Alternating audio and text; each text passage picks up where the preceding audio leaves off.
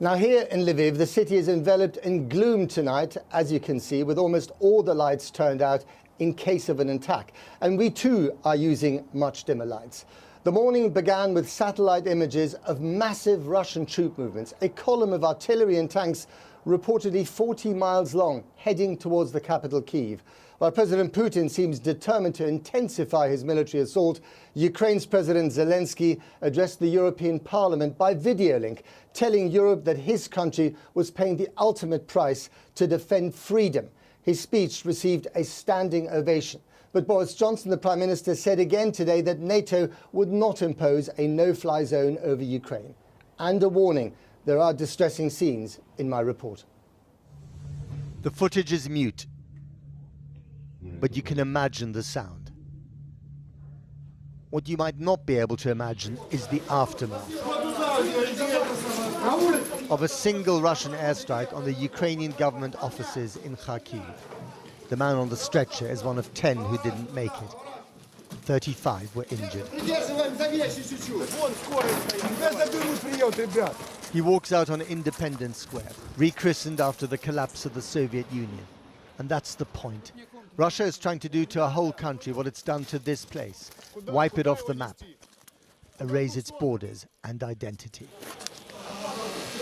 We've seen white helmets before, of course, as well as this indiscriminate destruction from the skies. In rebel-held areas of Syria, Aleppo. There the Russians used their bombs to keep the Assad regime in power.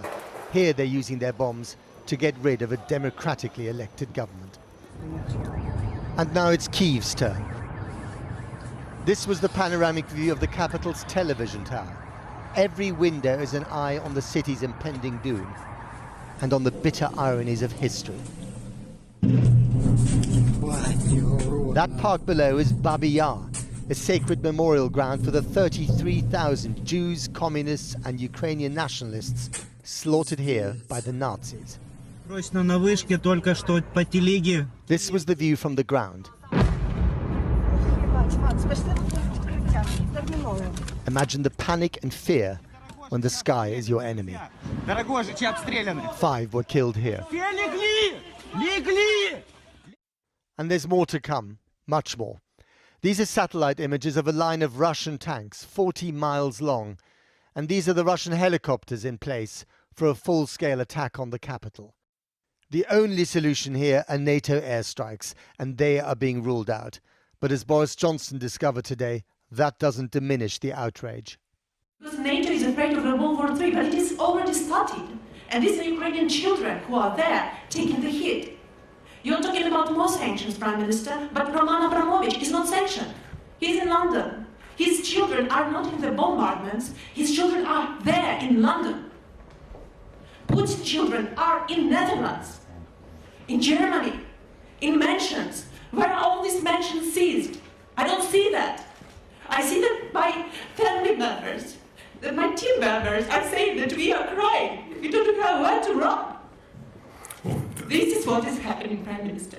Look, I just want to say that I'm acutely conscious that there is not enough that we can do as the UK government to help in the way that you want. And I've got to be honest about that. There is, however, no shortage of gestures. The European Parliament today mustered a standing ovation for the President zoomed in from his bunker. Доведіть, що ви разом з нами. Доведіть, що ви нас не відпускаєте. Доведіть, що ви дійсно європейці. І тоді життя переможе смерть, а світ темряву. Слава Україні! They voted to fast-track Ukraine's urgent application for EU membership, but it's not their call, so this too was a gesture. At the UN in Geneva, they were also standing up, but this time to walk out. This was the Human Rights Council with a session on disarmament of all things, and the Russian foreign minister used it to lecture the West. Высокомерный, опирающийся на чувство собственного превосходства, исключительности и вседозволенности философии Запада, должен быть положен конец. But the lecture of a regime that feels more sinned against than sinning was lost on the empty chairs. Talk of geopolitics and the clash of civilizations is probably lost on these babushki trying to secure lunch at the train station turned refugee camp in Lviv. Or the children momentarily distracted by something sweet.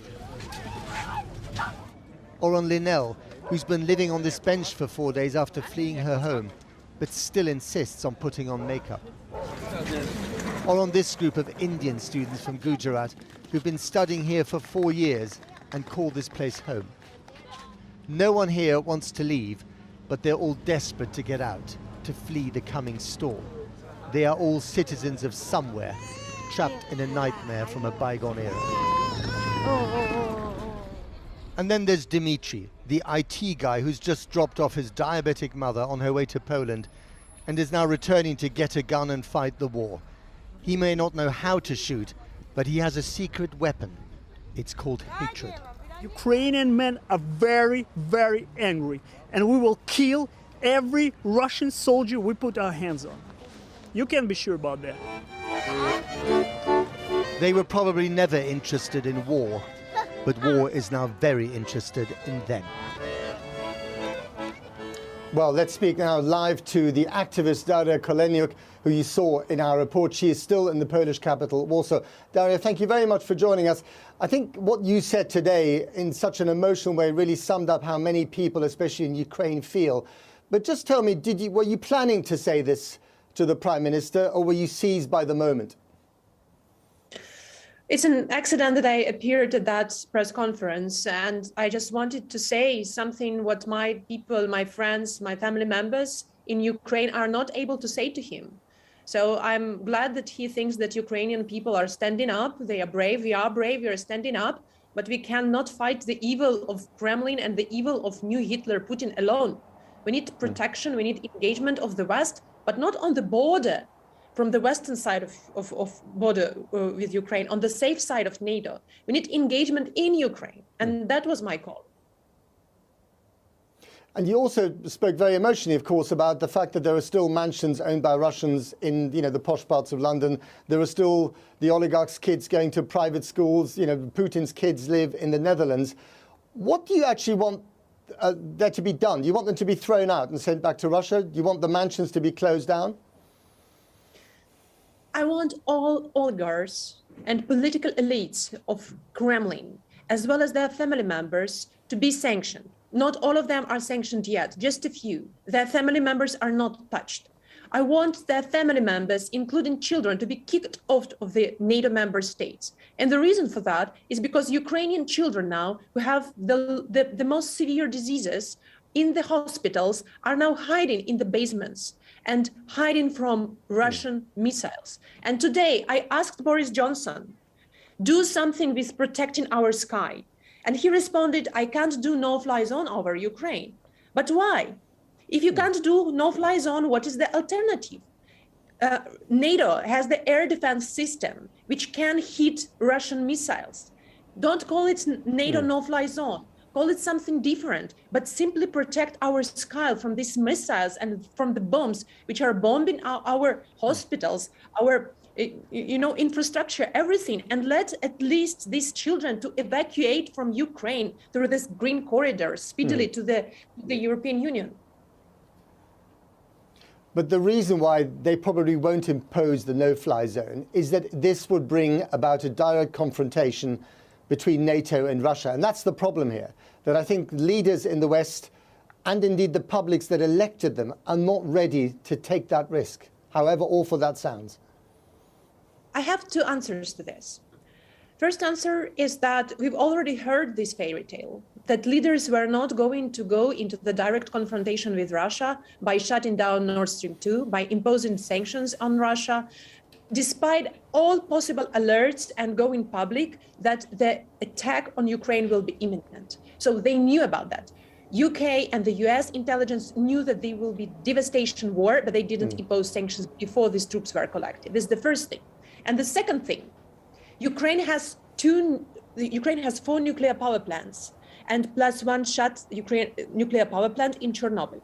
Chernobyl is already seized by Russians. We have 4 more nuclear power plants. They are one of the largest in Europe. So imagine Russian missiles hitting any of these nuclear power plants, and NATO will not protect.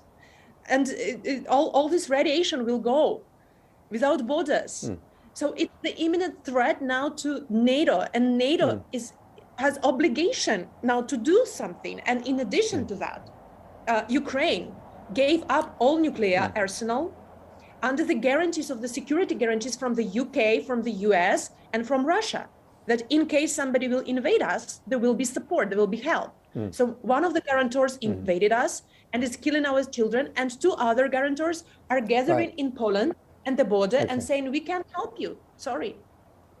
Right.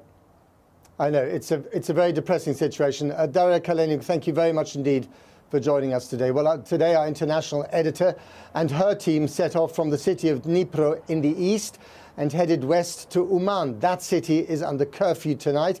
And Lindsay Hilsum joins us now from the basement of her hotel, which is the only place that she can broadcast from safely. Lindsay.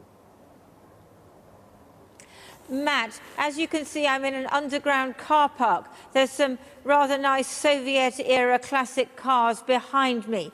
Now, Uman, this town, is under complete blackout, and that's why we're here, because the authorities said to us, you know, you can't put your lights up. This town was attacked on the first night. It was a military target, but 1 person was killed. And it has been attacked again, I think, yesterday. Again, a military target. It's an interesting place. It's a center for Jewish pilgrimages, and there are many Israeli citizens here who will be trying to evacuate now. Now, in the hotel, I've just got chatting to a lot of people. Look, they're coming from all over, trying to get out of the country. I talked to a family of young women from Kharkiv.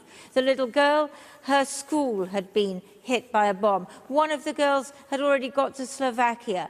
The others, well, I said, well, where are you going? They said, well, we don't really know. We'll wake up tomorrow and try and work it out. And you think this is the flotsam and jetsam of war. People who just don't know where they're going. They just pick up and go. The other thing that they said was that they had family in Mariupol. Now, that is south and east, and that has been one of the places where fighting has been worst. And they were really worried because there's no longer any mobile phone connection with there. There's also no heat, no light, no electricity. It's very hard to find out what's going on there.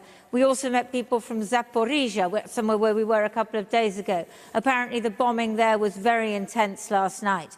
And I met a young man who told me that he and other people who worked in the engineering works where he did, which was hit last night, 12 cars of them came out today. I asked him where he would go, and he said he was going to try and go to Dusseldorf in Germany. Now, this was really interesting because he said that his wife, and therefore his son, were Jewish.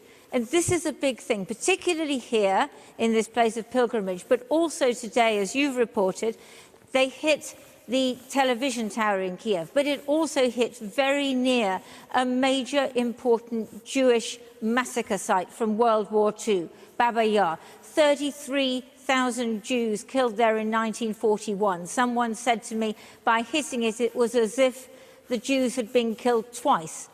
History never goes in this place. President Putin says that one of the reasons he's intervened is in order to denazify this country. What nonsense. The president is Jewish. This is a place where Jews do feel safe. And this is the strangeness of history, Matt.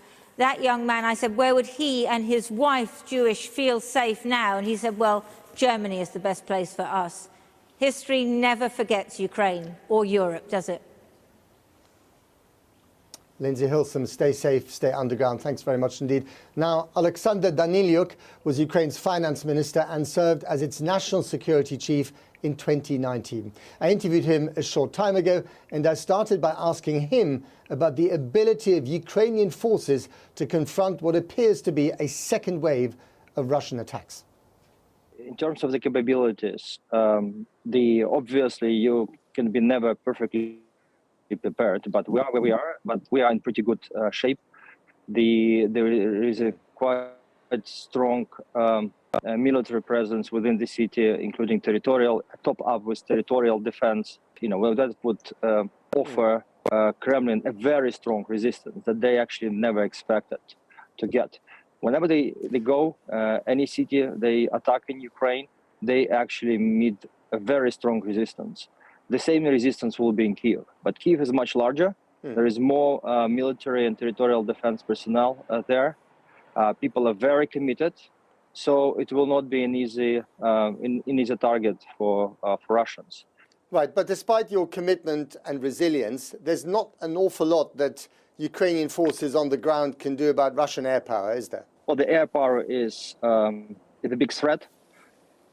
Obviously, anti-aircraft defense system is working and it's shooting planes, helicopters, but obviously that continuous airstrikes continue to be a big threat. That's why the president is asking to introduce to close the airspace, right, no-fly zone. Unfortunately, that decision wasn't taken yet on the pretext, which is kind of, you may understand that, NATO thinks that by introducing no-fly zone, it will pretty much join the war with Russia. I see it totally differently. When you close the space, right, and Russians have options not to fly, right? It's not like we, taking some rights from them. They're on our territory. So they basically won't be able to fly. But whoever starts that war, the point is that there will be war between NATO and Russia, and that is something that certainly the NATO leaders are very keen to avoid, however unfair that may be to Ukrainians on the ground. If Ukraine falls, which I don't believe would ever happen, right? But the NATO countries will be next. And so that's why Ukraine needs to be defended. And by the way, when I'm thinking about Ukrainians who are losing their lives in these bombardments and may and will unfortunately lose their lives in the future, because Russia is only in the second wave would be much stronger than the first one. So obviously everyone in Europe and the world should think about our lives of civilians, of defenders as well, and do everything possible to protect them. I just want to ask you about the weapons that the West has been supplying. Is there any evidence that those weapons are actually getting through to the places where they're needed? Oh yes, at the moment they're actually being trained to use one of them. Oh, really? Which one? An interesting one. It's getting through. It's putting in use. It's putting in use immediately, and some of these equipment been destroyed already by these weapons. So what I want to say is that these supplies already saved a lot of lives and helped to stop Russia advancement. You must be completely exhausted by what's going on, and we're only on day 6 of this war. That's okay. Unfortunately, it's not the last day of the war. We need to understand that it is going to last. It's going to last, and we need to get ready to go through this marathon. Alexander Daniluk, thank you very much for joining us. Good luck. Stay safe. Thank you. Good luck. Now, many claim that the Russian invasion is not going to plan, but few know what exactly that plan is supposed to be. The Russian military has been making progress from the south, but on the north and eastern fronts, the fighting is grindingly attritional and has seen the use by Russia of more indiscriminatory munitions like heavy artillery and multiple launch rockets and cluster bombs. Our chief correspondent, Alex Thompson, has been examining the day's events and the battlefield. An invasion on 3 fronts by north, east and south. This is Bucha, just north of Kyiv. A sense here of the resistance the long Russian armoured columns are meeting as they grind slowly south. A week of blood and still not beyond the outer suburbs of the capital. Bodies of soldiers lie where they fell. Today Moscow admitted for the first time it is taking considerable casualties. Хай живе Україна, Україна переможе, Путіну гапнить. Зупинимо. Ми його не тільки зупинимо, ми його уничтожимо. Ukrainians are being killed and injured probably on a far greater scale. In Brovary Hospital, across the Dnieper River from Kyiv, the wards and the mortuary are filling. Після вибуху на блокпосту до нас одночасно поступило 6, потім ще 2 пацієнтів. To the eastern front, Donetsk, where Putin invaded 8 years ago, called our bluff and won. Once more, lives and buildings smashed in the invasion Moscow promised wouldn't happen, the West believed couldn't happen. Сгорел полностью дом. У нас все, вон мы как пострадали. Когда все это закончится? You can't just fight a war, you have to sell it. After 6 days of losing the propaganda campaign, Moscow's woken up. Russian Defense Ministry now releasing footage of its troops fighting, but no place, no time, no details beyond what it called a special operation hitting targets in Ukraine. If Russian soldiers were told to expect bouquets, they got blockades. This Kupiansk, near Kharkiv in the east.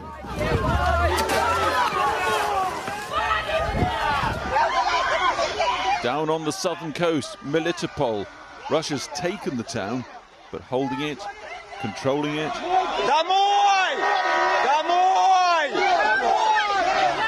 The main government building in Kharkiv, pulverized by a missile strike in the heart of Ukraine's second largest city. It remains the center of the most intense fighting. В результаті артобстрілу була частково зруйнована будівля облдержадміністрації, прилеглих будівель. Зруйнована сходова клітина, під завалами знаходяться люди, щонайменше вилучено рятувальниками 6 чоловік, близько 20 чоловік поранених. In Kherson, down on the Black Sea coast, another tower block takes a direct hit. And today's Moscow denial about targeting civilian buildings came from the defense minister, Sergei Shoigu. Российская армия не оккупирует украинскую территорию, принимает все меры для сохранения жизни и безопасности мирных жителей. Подчеркну, что удары наносятся только по военным объектам и исключительно высокоточным оружием. The cold-blooded reality is, of course, that if Ukrainian forces use civilian cover, they will be targets with obvious consequences. North, east and south, the red areas, those seized by Russia after 6 days now. Let's go north first, where that 40-mile armoured column moves slowly south towards the capital Kyiv, capable of laying siege to it. East, the second occupied zone, including the second city, Kharkiv, where the heaviest urban fighting has taken place. South again along the eastern border with Russia to the Donbass area, long partially occupied by Russia. And then to the southern occupied zone, from Crimea up into Ukraine and east, the town of Melitopol, seized by Russia now. Clearly the objective will be to link up all these zones, and in the south that would give Moscow a 150-mile land corridor, a bridge from Crimea to Russia itself.